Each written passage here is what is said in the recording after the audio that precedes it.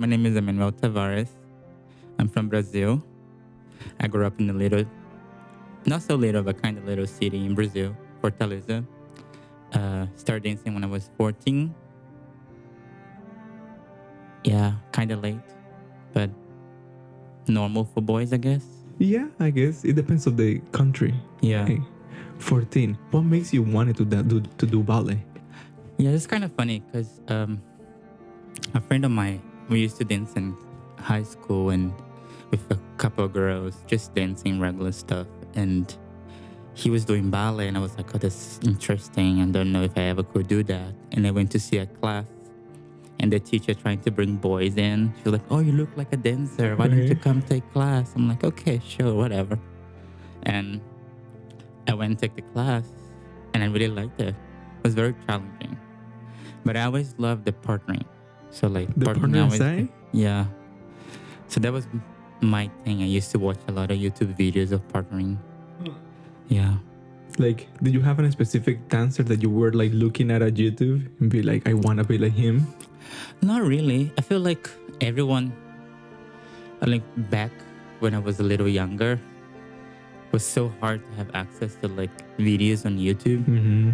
You know, so whatever you had was amazing. Like you found this like random YouTube video, like, oh, I love this, you know. But I always have the stars, the big stars. And I had this guy that used to dance in his school, like older, and he always did the partnerings and stuff. He would come early just to be watching from the window, like the rehearsals and stuff. I'm like, I want to do that. And I'm like, hey, do you want to try it? And the girls, not scared, like nowadays, everybody's like, oh, no, no, no. Yeah. Back then, they're like, yeah, sure. And like girls are so much taller than me because it was very short. But yeah.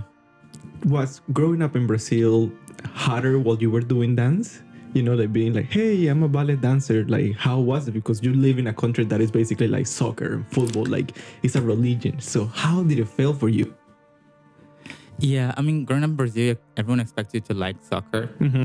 And I do, but I don't love soccer, you know? Like, it's okay. Like, I did my fair share part of it, like growing up with my brothers and cousins. But I never really liked it. And was always like, oh, you do ballet, it's a girl thing, it's a girl thing, you know? Like, I was like, people make fun of you because you do ballet. But I don't think, I never let that affect me. I just like, whatever. Like, you don't know what I'm talking about. But it was hard, especially with my family. My family didn't support me at first because it's like, it's not going to get any money. It's not a real thing. And like, you give up a lot to be in rehearsals and like, make sure you go perform and all that.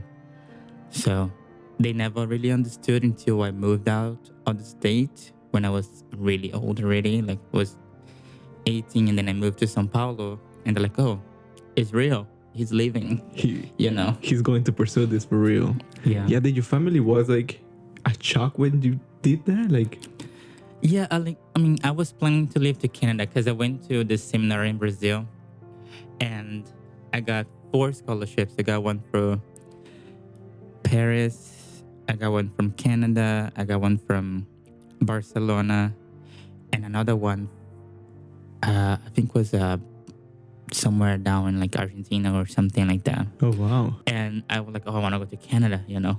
Everyone wants to go to either United States or Canada. Yep. And we work in the scholarship stuff, and then I got everything, and they're supposed to like give me money for me to survive there. And then it didn't work out, so I got really depressed. I was like, I waited for so long, and then they like, oh, we cannot pay you to live here.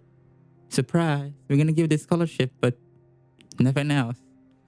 And like my family never support me, so like how a 17-year-old yeah, without papers or like anything to work is gonna survive? Yeah, because I got the student visa too, so it's like I cannot work. You cannot work unless you do it illegally, and then that could affect something else later so on. Bad, yeah.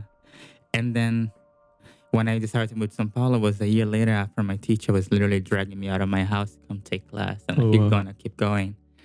And I just like, well, I got this and competition and I'm going for 3 months. And they're like, oh, okay. And then my mom was kind of dry. She like took me to the airport and like, okay, be safe, bye. Oh, really? Yeah. Like, yeah, she raised all of us to be very independent. Okay. Like since later we grow up, like you do your thing. You have to know how to cook your food because I'll be working all day. Latino family is like Yeah. you gotta You do gotta your thing. survive. You Yeah, better survive. By the time you're 18, like, you should know. Bye bye. yeah, you should be ready to be Yeah. out. So did you leave to Sao Paulo when you were 17? When I just turned 18, You just turned 18. Yeah, How so- long did you stay in Sao Paulo? about 9 months, I think. Also, not long enough. No. The whole thing was supposed to turn to be like 3 months. And the director was like, because we're doing Swan Lake, so it's like a tour for 3 months. And I was doing Siegfried. And I was like, okay, 3 months, I'm going to go back. And I really liked it. I made a lot of friends there.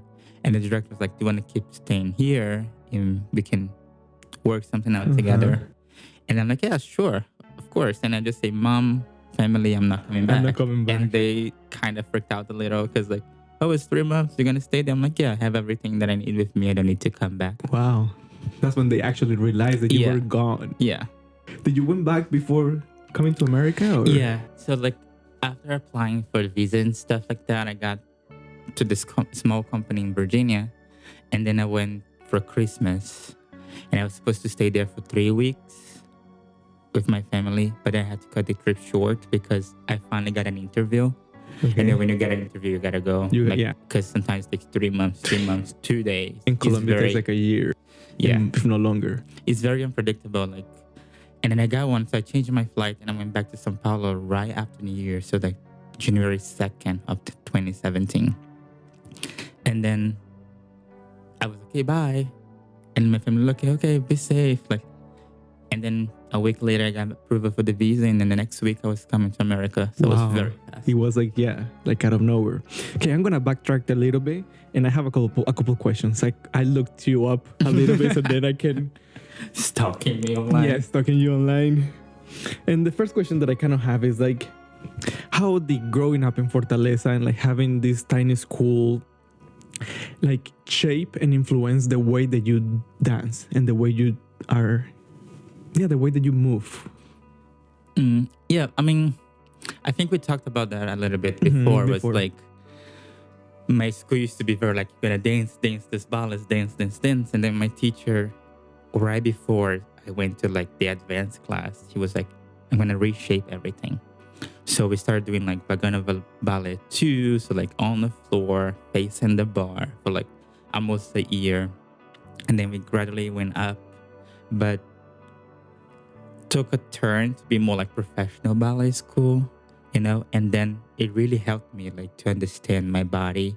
And then we had to do like exams and like reading down stuff, like what masters do you use to do that. That is very impressive. And then like we had the little competitions that we talk about, like if your friends kind of judge you and then like you get like a DVD and you start watching new ballets you never heard about. And it kind of helped me like shape, because I was not just like a competition kid anymore. I was like actually training to be a professional dancer. Professional dancer. Yeah. I have a question about the competitions too. Like, can you share with us a little like experience or like some memorable thing that you have while you were like doing a festival of a competition that you are like, wow, this is shaping me to be the dancer that I am today? So it's interesting, this question, because my first competition ever, I was about to turn 15 and I was doing Coppelia, the little variation from Friends. And I saw this guy dancing, and then my teacher came to me and she said, you see him? He's older and he's doing that for a long time. So like, look out for that, because like you're going to see this presence and the stage presence and all that. And then I took really serious with that. I was like, okay, I want to be on that level. And then like a few years later, we danced the same level together. And like really? we got to share stage. And it really helped me like stage presence and to be confident. And like when you get on the stage, you got to do your best, and something happened, you got to fix right away. There's no time to like, oh, I messed that up. No, you cannot show that. So I think those little things, like, because I started so late and I was thankfully enough to like have good teachers to shape me to be a good dancer, and I was able to like go to a level really fast, like advanced level. So I was able to like in competitions do really well. But I know a lot of people don't like competitions, but I think it helps your confidence so much, and like you grow so much if you stay in a healthy way. Can go either way, you know. Yeah. That's like everything. Like if you do it in excess, one way or the other is gonna face you back. I feel like I kind of have like a similar thing, but I didn't get to dance with a guy. I remember in Colombia we have this festival, or there used to be this festival where a lot of companies used to come to the city and then they perform. Like that's kind of like how I knew about the World Culture and Corpo and things about Brazil. But then this was this flamenco company that came from Spain, and we were dancing on a ball ring. And then I remember this guy didn't do any steps. He just walked from the entrance all the way to the middle of the ball ring stage. It was the most amazing thing I have ever seen. I think I probably have said it before in the podcast, but it's like this guy was just walking and he looked like he was like 50 feet tall. Like it was unbelievable. And like since then I was like, that's how you want to look like without doing anything, just walking. I was like, wow. Yeah. That's, like that's the artistry that you want to see from somebody. Yeah. And like being in competition kid at first was really helpful because like we used to have those big festivals and competitions and stuff, and a lot of big names of dance in Brazil would come as guest artists. And like you see this giant people on stage and like they can do everything, and you're like how, and like you get to know them, you get to take class with them, and like you get to like absorb a little bit of what they have for your technique, and it's very important. Yeah, I feel like watching people helps you so much. Sometimes you're like, oh, I don't need to do it, but it's like it's so important to just be there present and like watch and see what people are doing, see how they treat their body, how they make that movement happen. Yeah. It's very, very important. I wanted to also like backtrack a little bit more and for you to tell me a little bit more about how your teacher used to give you like the presents about the DVDs. Yeah. Because I think that's amazing. And as a kid, I feel like I would have enjoyed that way more. I don't know. So I know that was kind of like a healthy competition in the studio. So like every time we went for a competition, my teacher used to do like, they give us like everyone's names and you gotta give like points like from 1 to 10. And then you do the variation in front of all your friends and they put it in a note and like a grade, And then in the end of the month, and then close to the competition, so like 2 months or so, he put the outside, like the winner, so like first, second, and third place would get a DVD of any ballet you want. Because it's so hard to have access to a full-length ballet. So like having the DVD was amazing. So everyone worked really hard to get their DVD. And that was also like associated to your grade in school. So like... You do the exams about like the parts of your body that you have to use to do the steps, and like the history of ballet a little bit, and like what did you learn for this past 3 months doing that. And in the end, you add up everything. And I had the opportunity to get quite a few DVDs. So I was like, yeah, I'm watching all those ballers that I've never been able to find on YouTube. And he had like this old VHS that he would just like convert to a DVD and give it to us. But it was like a nice, healthy competition. I don't know if that worked out really well nowadays. Yeah. I think nowadays it'll be a little hard. Yes. Also, you can find almost anything online now. Like it's so simple to like, just Google, I don't know, whatever random thing, it appears. Yeah. But I feel like that would have been so good to see full length ballets because I remember being in the school and not being able to watch the full thing. You just watch the second they give you for like doing the performance or whatever we were doing. But I really wish we were have a little bit more of that, and then you kind of like fall more in love. And this is something that I wanted to talk about too, because when I was a little kid, I feel like I was more forced to be in ballet than being like, oh, I love it and I wanted to be this my end goal. Okay. So I feel like if I have that DVD and thing and seeing what I could be or how this, I'd be like, oh, that is the end goal. So being kind of like an no, I'm not gonna say an older kid starting ballet, but like being more mature in your mentality. You think that helped you a lot to be able to like progress faster and being, because when you start at 5 and you have been doing it forever, I feel like you don't really get it until like 14 and you're like, oh, my body shapes this way. This is how you move. This is how.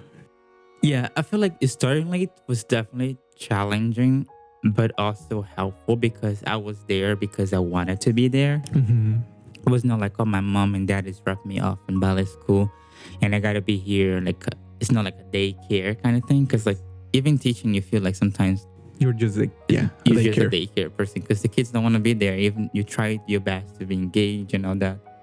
And I was very focused on, like, I want to be a professional dancer. So, like, when people are like, what do you want to do after you stop dancing? I'm like, I have no idea because my whole life I wanted to do that. And now that I am a professional dancer, feels like I accomplished something, but I still want more. So, like, I don't feel like I don't think about like retirement or nothing like that yet because I still feel like I want to be. You still have, But definitely was like different because like you work so much harder when you want to be there, you know, and your teacher see that and he's gonna help you any way possible for your growth. So like that was helpful to starting late. And also like I said, my family didn't support me as much, so I was there because I really wanted to be there. Really wanted to be there. And that, I think that was a little help. No, but that's very good. I feel like wanting is what makes people drive and do anything. Like you have to have that want, that passion, that if you don't have that fire, it's not gonna happen. Sometimes there is a lot of kids that have the physical ability and you can see them doing easily, but without the wanting. Because that was my thing too. Like now I can say that I have a ballet body, but like when I started dancing, my nickname was Underdone. Because like I was very turning and like I used to sickle my feet a lot because I had no idea how to use it. So like I was made fun a lot of because I was turning and like I didn't have a nice feet. So like even when I went to Sao Paulo for my professional career, I suffered a little bit like, oh, you don't have a good feet. And like everybody like doing ballet for many years and they knew how to work some other stuff. And the technique that we had in Sao Paulo was a little different as well. So like it took me a second to like adjust and I worked really, really hard to have what I have nowadays. But it's like nothing came really easy. Like I think the only easy thing that I always had was a flexible back. But even that sometimes was not good to be so flexible, you know, like my flexibility, I didn't have it. Like I worked really hard for it. I didn't have a nice feet. I had to like really mold and shape it. But that's what makes you a dancer and that's what sacrificing, that's what you see on the stage, you know? Like when you see you dancing, it's like, oh, he has worked for that. It's not like, oh, he was just copy paste there, you know? Sometimes I get mad at those kids that like they have everything and they do not appreciate it. They just go for a ballet class. Like, oh, it's just class. Like I think the most amazing thing, like I love performing, but class, you get to work your ass off to like do it, that step, you know? And like performing, like it's so fast. Really, for me, it's the opposite. I hate class. I love to perform. I like class. I don't know. Like, I love performing. But like when I'm in class, like I have more fun. You know, like if you mess it up, you go again and do it again, and you work on it. And like on the stage, you can't. You cannot. Like, and I think it's that. It's just like it's so fast. It goes by so fast. I think that's probably why I like class a little more. And I work. Like, I keep fighting to keep what I have, you know? Yeah, it's a never-ending process. I wanted to talk a little bit when you transition from Brazil to Colombia. I was going to say to Colombia. From Brazil to the States. How did it feel? How was the transition? Did you speak any English? No. I was a master in Duolingo. but I couldn't say a single word in English. Yeah. So my English when I first got here in 2017 was like, "Hi, how are you? I'm good, fine, thanks." Very basic, Very- you know. yeah. And when somebody say, "Hi, how are you doing?" Like, "I'm good, fine, you?" You know, Yes, that yes. very like, and that was it. Don't ask me nothing else. Don't tell me about your day. I won't get it. And like I was able to read. I did some private English classes before, like I came to America like Okay. a month or so, and I was able to read okay, and like understand what it was getting to me, but never able to say it back. But I was very lucky to have like friends from Brazil in the company, The- and they translate everything for me. And then for a while, I was like, you know what? Whatever. Like I'm gonna say it wrong, and if it's not what it is, we figured it out. Figure out. And like those friends, they had to leave for a couple of months, and I was by myself in the company. It was a very small company, so I was a male dancer for like a season and a half, just me, and they bring other people in. And then I had to communicate, so like I had to speak in English. You have to survive. And I Yeah. had nightmares. I remember waking up at night, like screaming, like speaking, trying to speak, and I couldn't speak. And I had this little help book that I used to go every day, learning a new word every day. Yeah, it was hard. I remember that.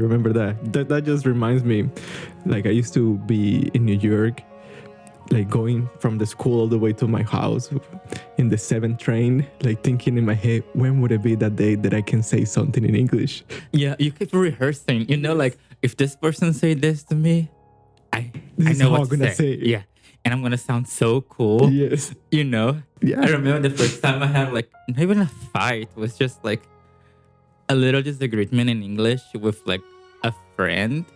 And you know when you only see that in movies, so like when you had, I was like, oh wow, that was so cool. That was yeah. Yep. I knew exactly how to react to that. Yeah. I feel like one of the first things that I was like comfortable saying was like, do you know what I mean? Oh, I said that a lot. That was my go-to. No, Like, for me it was like I say something like blah blah blah. You know what I mean? you know what I mean? Because like it's kind of like excuse way to say like I'm trying to say that, but maybe it's not what it is. Maybe I said it wrong. And then you got it. If you didn't got it, figured it out. Yeah. You know, Yeah. like or it was like something like that. Mm-hmm. So I was like, yeah, you know, today was kind of hard, and like we work on this, blah blah blah. And you say something like, but it's worth it. It's something like that, you know. Yeah. And then like the person just look at you like, yeah, he say a lot of that. Yeah. Like, do you know more words? Yeah, no, very limited.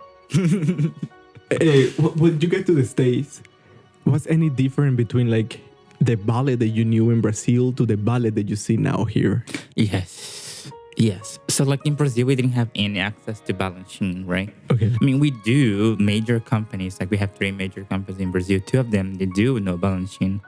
In some competitions, you are allowed to dance balancing because they have the rights and so. Mm-hmm. But very few like major competitions. And I was able to do some of them. And I was able to like get the video, learn it, rehearse it, and that was it. But here, people live for that. Like Yeah, people they go do. crazy for balancing. Yeah. You know? And for me, it was very weird coming from a Vaganova baby to a company that was a mix of styles. Yeah. And I was like, that's very weird. Like, What is this? What was that? And like the names, Mm-hmm. like one of the drugs we're talking about, like the Turpechon. I was like, first time I heard was in this company, and the teacher was very Vaganova, but a lot of people like thought about something else. And like, I knew it kind of what it was. But like a lot of people kind of like looking around, expecting somebody to do it and see what it was. So it's very hard to like mix it together. And like when you go take a class somewhere new and like it's a different style, you never know. Like, Yeah. and everyone gets like that big mix. Yeah. I feel like it is very mixed here in the States. Like even Vaganova or like balancing and things, they are already so combined that people are already mixing everything up, which I don't care. I feel like at the end of the day, ballet is ballet. It's kind of like, Yeah. As long as you make the step happen, Yeah. you're good. Yeah. but, you know, like it is what it is at the end of the day. Could you describe the process of preparing for a new ballet? And how did those experiences contribute for you as an artist? Like, you know, when you're preparing for a new thing and you are like, oh, I have done this, I can use that for this role. How does that shape you as you being like, oh, I'm gonna put my little taste in this? Yeah. Um, I feel like I don't really. I have friends that really dive into it. They want to do a whole study and like go full on crazy on their role. I kind of like try to work with the choreographer, and even if it's a classical ballet, it's like you know what you can do, what you cannot do. Yes. You know, and like being like dancing for kind of a long time, you kind of done a little bit of everything. So like I like to prepare, but I also go with the flow. You know, like Yeah. the choreographer you can kind of like work and see what he wants, and like he's like very classical ballet, so you gotta be very classical, very like neat. Yeah. And then if you're doing a classical ballet, but you're doing like a little more evil thing, and then I really like those because I can bring like the sassy side of it. But like I haven't really done much of those. Like I think the very challenged ballet I've had to do in the old company, we did Carmen, Okay. and then you know when she dies, we had to do the whole part of the day with her dead weight, and like you had to like cry, and like cry on the stage is so hard because you cannot make any noise, but you gotta make all the expression. So it's so hard. So that one I had to like dive into me and not being shy, because it was like new in US too. Like I was working here for a couple years, and yeah, I was doing the happy stuff, you know. And when you get to do like the down stuff, everyone is surprised, and you feel like you're being judged the whole time. So it's kind of hard. But, It like, is very hard. it was pretty cool to see a lot of people coming like, "Wow, you made me cry so many times only on rehearsal," you know, like. So I feel like I always kind of had that on me, on being very like, how would say that, like easy to be molded to a new role. So it's more about like not caring about what other people think and like doing your own thing and putting a little bit of you in that. So it makes a difference of like, you know, dance like a robot. You actually have your accents on it. But I don't really study as much like I used to when I was little. Like used to go and watch the videos and make sure it was all the same and copy this. Oh, he did this hand, he did this arm. You know, now there's like, oh, this is a step. Okay. And then I'll do the step the way that I think it is supposed to look like. And if the choreographer said no, then you just change and then I'll just go ahead and like reshape it or something. But I think that for classical ballet, it kind of doesn't happen as much. You don't have that much freedom as like in something else. Yeah. But like we did some contemporary work recently, and was like a 30-minute long ballet. I was on stage the whole time for 25 minutes. You don't leave the stage. So that was very like energy draining, and like you gotta be like, it was two roles. One was like your destiny, the other one was what could be if you don't follow your destiny. So it was like when I was with my destiny, everything was dark. I kind of like that. You gotta be like, this is what it is. And then when I was with the other girl, she was playing, like she was the muse. Okay. So like I could like be more free and like the endless possibilities it could be. So I had to kind of play both sides in 25 minutes. Yeah. So it's really cool. Like, and that one I was able to like dive in more into myself to put it out what the choreographer wanted. But there was nothing to really study from. You know, you just kind of like feel it. Yeah. Drawn from your own experiences. Yeah. Do you like more like story-based ballets or just like an enigma? Like depends. If it's a classical ballet, I like when I have a little like story, you know. So like, you know, like the audience also understands, and you can kind of put it like, okay, I have to do this and this pantomime and this, so they know what I'm talking about. Yeah. Instead of like when you're doing a neoclassical piece and it's just feeling, you know, figure it out. You feel it and you move this way and you roll that way and you come back up, and so it's kind of different way to work through it. But I like both. I'm very classical ballet-ish. Yeah. Even though my body's like, no, you're not. You're like, I am classical but, like, ballet. I want to do it. So like changing companies is like always challenging, because you want to go to a company that's going to do a lot of classical work. But nowadays everyone does everything. You have to. I mean, to be able to keep surviving in this age, you have to be able to do both. Yeah, I wonder what's going to happen in the next years with that. Yeah. But who knows? Okay, this is kind of like related to, as someone who has performed various roles across different ballets in companies and productions, what do you find like is the most rewarding thing? Like I think like partnering. partnering? Yeah.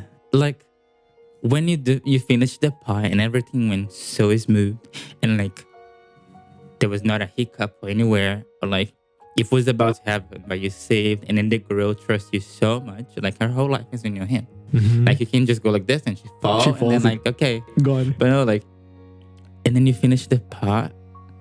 Like for me, I didn't have to do a variation. I could just get out and then come back for coda. You'll be fine. Yeah. But like, I think like when you're doing a ballet and you finish the pas de deux and you go and you just send her up front, take the bow, and like everyone is like clapping and like it's so rewarding. Like it builds you up, you know. And then you go to the variation, you get through it, you're done. You don't think about it much. But like the partnering, I love doing ballet. It has a lot of It partnering. has a lot of partnering. More kind of works for this one. Yeah. Because we're doing a Sleeping Beauty here in Toledo, Ohio. So Yeah. It's a big part of it. Yeah. it's a big part of it. Yeah. But it's beautiful. You guys are doing great. I Thank really you. enjoy watching you. Let's just to finish. So then I feel like I don't keep you for very, very long. I always like to finish this podcast saying, oh, well, not me saying, but the guest saying, if they get to inspire somebody, or like if they get to talk to a kid and make that kid want to follow their dreams, what would you say to the kid or to the person or to yourself? I know it's a very deep It's question. like, It's so hard question, and I always say it to everybody, and everybody's like, why Yeah. did you ask me this at the end? Yeah. But I just want to keep the continuity. Yeah, I feel like every time I go anywhere, you know, the kids always looking to you like you're like a god, like you came. And sometimes they're better than you. Yes. You know, you go to the studios and like, that kid is amazing. Like, and I'm here struggling to like be on my leg, and she's like on point and everything. But like the boys as well, it's so awesome when you go to like schools and like small places that like they have so many boys. And they all look at you like, oh, you're so cool, you Yes. know? And you're like, you amazing. You're Like, very you're gonna good. be so good, buddy. And like, when I was your age, I couldn't do half of what you do. Yes. And then like, it's always like, whenever you finish, and like I always like to be watching the kids as well. I don't like to just go there, do my job, and get out to my dressing room. So I always like nice, like, hey, good job. Like this was really challenging, and you did an amazing job. And they always light up, you know. Like sometimes they kind of like, oh, I didn't do this turn very well, but I feel like every time you come to them, like, hey, good job. Like this was really good. Like you got through it, and you look really good on the stage, and they'll change. And it's like, oh, he really likes me, you know? Yeah. So I feel like I don't have a specific thing to say, but like I was encouraging the kids, like, be truthful to yourself, work hard, and never give up. Like some days it's gonna be awful, some days it's gonna be amazing, and you're gonna have more awful days than amazing days, but it's all worth it. Mhm. Like keep going, and if you really want to go professionally, like it's gonna be a little hard, very much hard, but it's possible. Like you can do it, and you're doing so great so far, you know. It's a hard question. It is a hard question. No, but thank you. Thank you for coming. Thank you. Thanks everybody for listening. And if you guys want more of this, or like want to have Emanuel again back or something, please subscribe or follow the show, all these things. That's the only way for me to be able to get more guests, to be able to do more of this. And if you like it, comment, share it. Thank you very much. Thank you, Emanuel, for coming. Thank you. Yeah, thank you for doing this for me. I really appreciate it. Yeah. That was my first podcast. Good. Now I'm famous. Yeah, now you do Hollywood now. I know, right? Thanks for listening to Beyond the Mirror. If you enjoyed this podcast, please hit follow or subscribe so you can stay up to date on new episodes. Until next time.